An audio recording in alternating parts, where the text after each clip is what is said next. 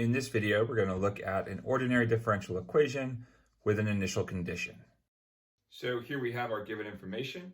dy dx is equal to x squared over y to the fourth, and this initial condition of y of 3 is equal to 0. So we're treating this condition like a function, and we're going to need this in order to finish solving this. But our first step here, we just want to get this into a more workable form. We basically want to solve this for y.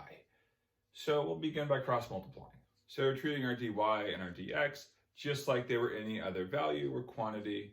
We get y to the fourth dy equals x squared dx.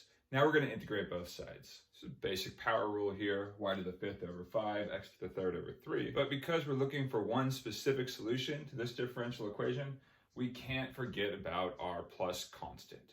So I've used a c and a k to indicate just some constant, but different letters because they're different constants.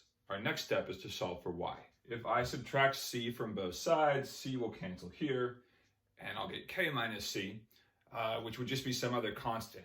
So I'm going to subtract c from both sides and call that some other constant, that k minus c.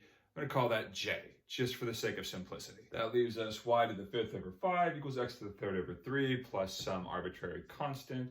Solving for y is 2 steps. Multiply both terms by 5, then take the fifth root of both sides. Multiplying both sides by 5 and taking the fifth root. Next, we'll use our initial condition, y of 3 equals 0, in order to solve for j.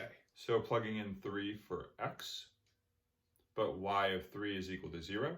Raising both sides to the fifth power to cancel out this fifth root. And a bit more algebra gets us to j. 3 cubed becomes 3 squared when we divide in the 3. Got a 5 on both terms, we'll divide both sides by 5, leaving us with 9 plus j equals 0, which means j can only equal negative 9.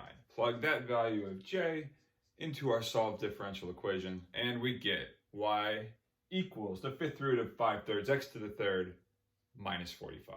Step 1, solve the differential equation for y.